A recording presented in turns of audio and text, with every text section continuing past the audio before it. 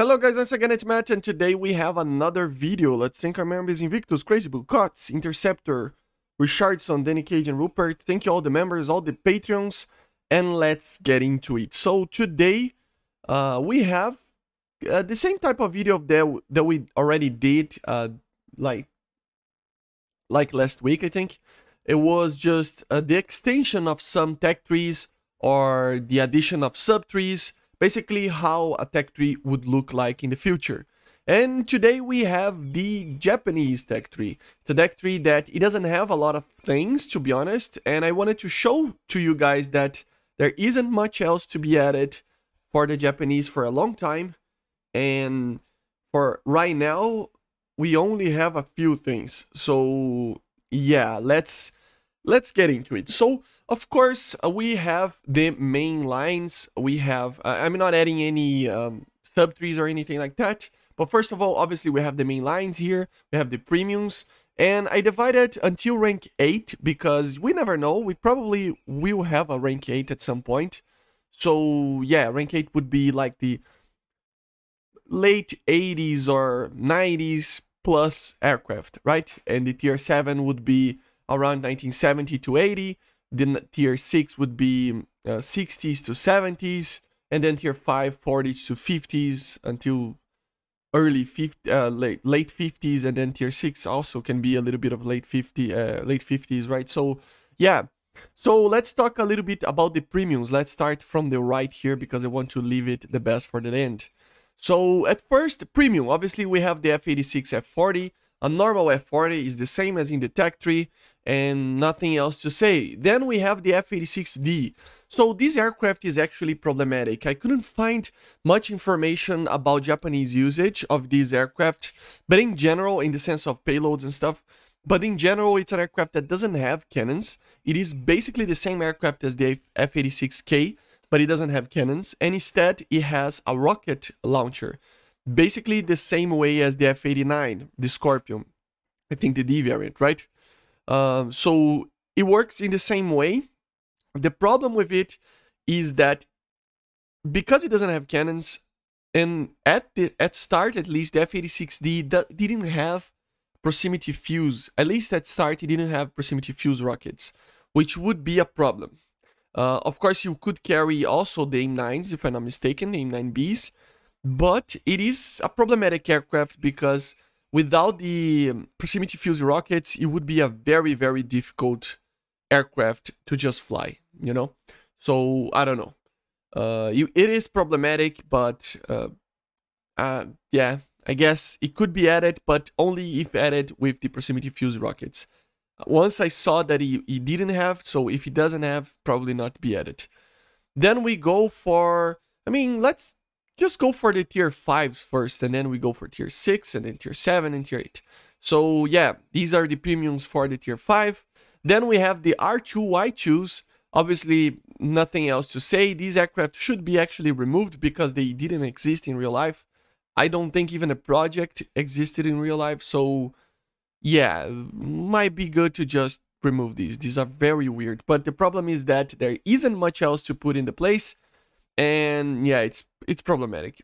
Two aircraft that can be added is the T1A, the Fuji T1A, and the Kawasaki T4. So the T1A is one of the earliest Japanese like trainers. It came before the T2, and it is going to be a very, very early jet. So the max speed is around 900 and something kilometers per hour, you know, and he had some problems. So he only had 150 cal of an ammunition, but he can carry bombs, he can carry rockets and stuff like that. Maybe even gun pods. I couldn't confirm if he carried gun pods, but if he could carry gun pods, he would be fine with it. It would be around 7.0, 7.3, 6.7, around that era. I think 6.7 is too low. 7.0 feels right, but it is a fast aircraft, so it can be going to 7.3, depending on the turning capabilities and the lightweight, because it is a very lightweight aircraft.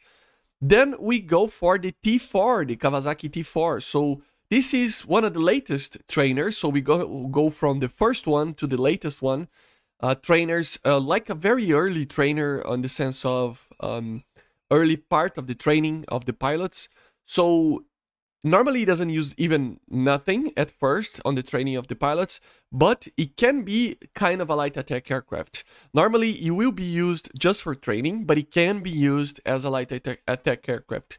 Since, I mean, we already have like R2, I2s here, and other stuff, so why not trainers, right? I mean, it's more realistic to have a T4 here than these aircraft. The max speed is around 1,050 kilometers per hour. It can like go, I mean, 50 meters per second of climb, and in general we will turn, but not that much, and it has like 20 something kilonewtons, so with the both engines, but it is strong, it is fast accelerating, and has a fairly good climb rate, and it can be used with AIM-9s, with gun pods. It doesn't have a internal cannon, so you could use, it has 5 pylons, 4 on the wings and 1 under the fuselage, if I'm not mistaken. So we can carry bombs, missiles, and cannons, rockets as well, but gun pods. So that would help make it usable. The BR of it would be 9.0, 9.3, something like that, depending on the missile, depending on many things. If you get a more advanced missile, like AIM-9P or something, could be 9.7, 10.0, even, because the missile would carry the aircraft a little bit. I don't know if it carry any flares or anything like that, but probably not, right? So yeah, these two trainers are the ones that are able to be used in a combat scenario, right?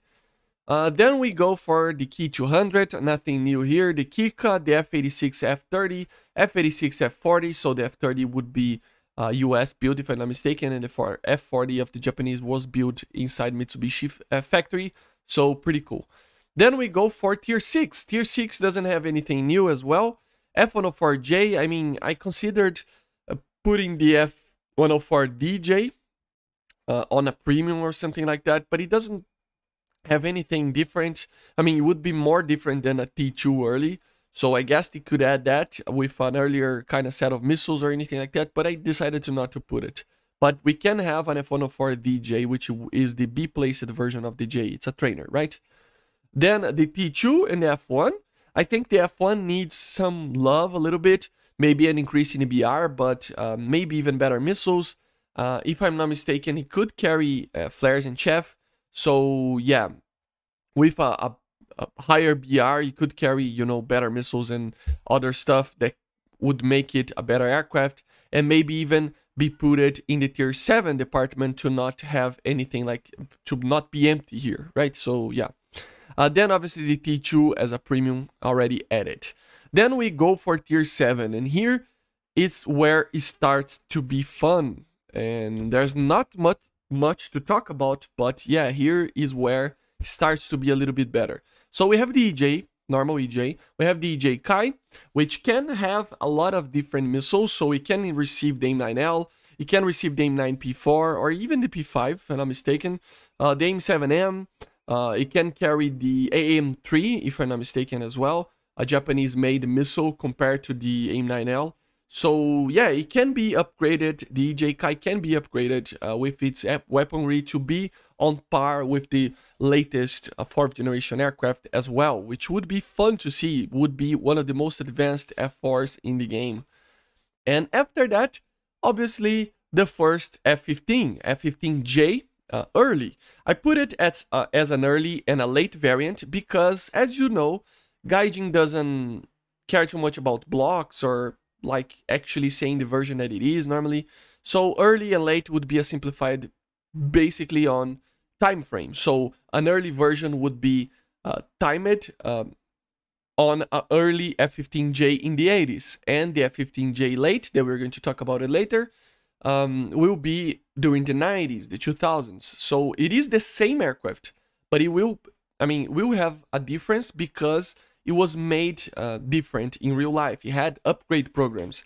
You can see my diving down series of videos on the F-15, and I have one specific video for the F-15, and there I talk about the variants, and it's basically the same F-15J that was built during the early 80s, but it was upgraded during the years to be more modern and stuff like that. So that would be just an upgraded F-15J. So the F-15J early would be 1981 version of the F-15J. F-15J is an F-15C, okay? So it will have the initial APG-63 of the C, the engines, everything of the C, okay? It will be able to carry any type of missile that we kind of want in the US arsenal. So it could carry the AIM-9Ps, it could carry the AIM-9Ls, the AAM-3s, which are the AIM-9Ls, like, it's not the AIM-9Ls, but it is the AIM-9L equivalent made by the Japanese domestic market. Okay, so it's a different missile, but it has the same purpose as the AIM-9L. So yeah, AAM-3, AIM-7F, AIM-7M even, because it was introduced 1 year later than this aircraft. So yeah, it would be just Fox 1 missiles, Fox 2 missiles, and the old radar, just Sparrows, AIM-9s, and the AAM-3. No Fox 3s, no AIM-120s, no nothing, you know? It would be just a very 80s F-15. Everything else would be given to the F-15J. And then, as a premium, if we receive Tier 8, we can receive, for example, the F-15DJ, which is the quote-unquote trainer or the B-placed version of the F-15, the Japanese version. So that, I mean, this can be used in multiple ways. It can be even added to the lineup. I just put it here just because it is a little bit different, and we needed at least one premium here in Tier 7. So the 15DJ would make sense, right?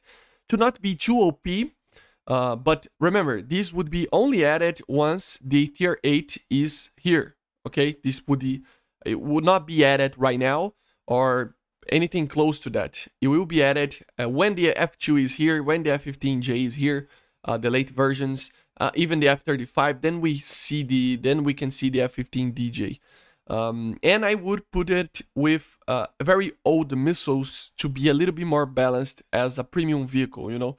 So it would be like a 1981 version, same as the early, but even with older weaponry. So it can carry the AIM-9P4, for example, and the AIM-7F, or the AIM-9L and the AIM-7F, maybe in the future the AIM-7M. So it would be just a very early aircraft. I think you should be having less stuff than the Tech 3 one, just to give the player a little bit more to research. Maybe a lower BR. Obviously, these aircraft, I don't know the BR of them. I would put it at least in 11.7, but as you know, it probably should be 12.0, 12.3 even, with the decompression. So that's just too big of a question, you know, because it depends very much on the decompression that they are. It would be the max BR when they are added, and once these other are added, it will not be the top tier anymore. So yeah, so F-15DJ and F-15J would be 80s versions of the F-15s, okay? Then we go for Tier 8. So Tier 8 would be the pinnacle of the Japanese Tech 3. It would be the last aircraft ever added for this aircraft, for this Tech 3, and we will never see another aircraft added here for a very long time if this is added, at least for upwards, right? Or at least for top tiers. So F-15J late. Obviously the same aircraft as the F-15J, but with multiple upgrades. I would put it between 1990s and 2000s. It would be around the 2000s. Maybe even later we can see another variant or a modification to it, because they plan, or they are doing right now, adding AESA radars and stuff like that. So yeah, but in general, it will be the most modern radars being used here. The APG-63V3, I think it's the version, or a version of the APG-73. Is it the 73? I always forget the numbers, but the modernized radars for the F-15 that the Americans have, but probably just a modification for the APG-63. But the main thing is the armament, so you will be able to use the Fox 3 missiles, so the AAM-4, and also the AAM-5, the new all brand new short-range IR missile that Japan has. So yeah, it would be the most amount of the technology that the Japanese Air Force uses, that it's the most modern. You would be in this F-15J. It is an aircraft that it is in service yet still. So yeah, it would be very, very cool. And then obviously we would go for the F-35A. The F-35A is already being used by the Japanese Self-Defense Air Force, but also the F-35B is being bought. You know, they're buying the F-35B as well. So these two can be added. The F-35A, remember, is the normal variant. It doesn't do short takeoffs or carrier landings. It's just the normal variant for the Air Forces and stuff. So it is the version that has the most performance, which is the best thing, and the most range as well. So that's the cool part about the F-35A. So we would have ESA radar, everything that the F-35 have. You would have probably the AEM's 5s and 4s, right? I guess they use that missile, because I really don't know which missiles the Japanese are using in the F-35. But if not, it is just AIM-9s, AIM-9Xs, and AIM-120Ds or C. I don't know if the D is already in production, but the C something, right? C7, I think. I don't know. But still, probably the AAM-4 for the long-range engagements and the AAM-5 as the short range. So this is far away from here. So this is far, far, far away, like 5 years from now, at least, I think. At least 5 years from now, the F-35s and such. So yeah, especially Japan, you know, they take a while sometimes to get stuff. Then obviously the F2. So the F2A especially, which is the single-seat version, the F2 can be put it in the tier 8 after the F1. I think it would be fitting right here. It is based on the F-16C Block 25, if I'm not mistaken, but it is different. It has a different wing shape, it has a different radar, it has everything different. It is made in the 90s, has an ESA radar, and it is the first aircraft to ever use an ESA radar. They don't differ too much. They are they're not that different from a PESA radar that the Russians had from the MiG-31, but technically they are the first one to use the ESA. So yeah, pretty good. I mean, they're way too advanced for now. I mean, we should get the F-15J first, the early versions.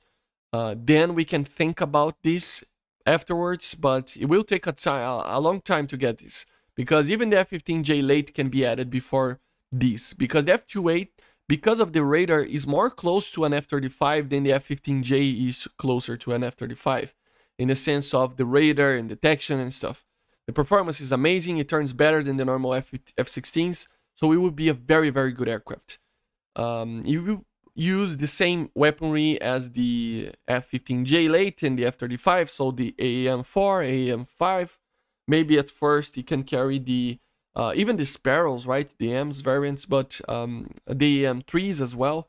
But probably it would start with the AAM-4 and AAM-3, and eventually you'll get the AAM-5, which is the most advanced version of the IR missile that they have.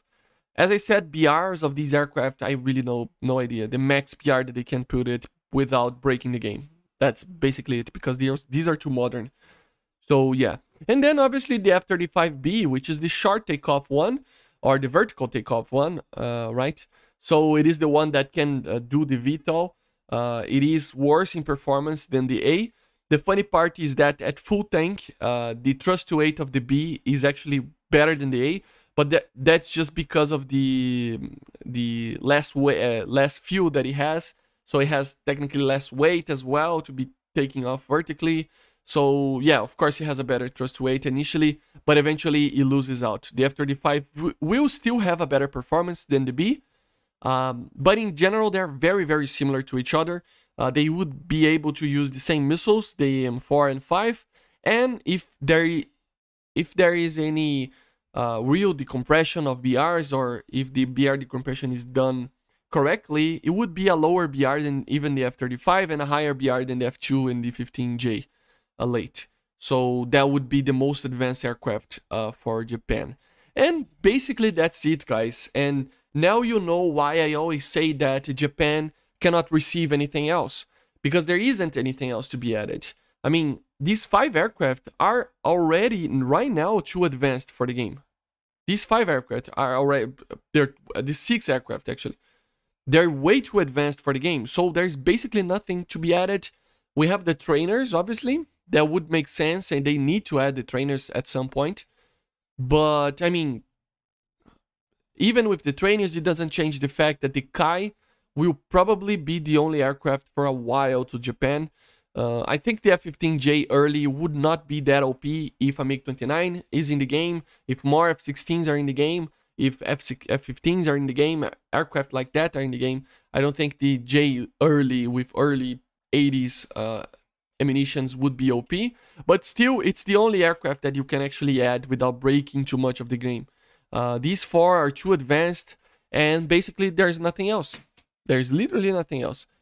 We can expect maybe a sub-tree or something like that, like South Korea or something, but it would be kind of weird, right? I prefer to see a jointly tech tree between the North and South Korea, instead of having it in Japan and then North Korea and China. But maybe it's a way to make the Japanese tech tree a little bit better, or add another Asian nation that is an allied for them and uses the same type of aircraft. I don't know.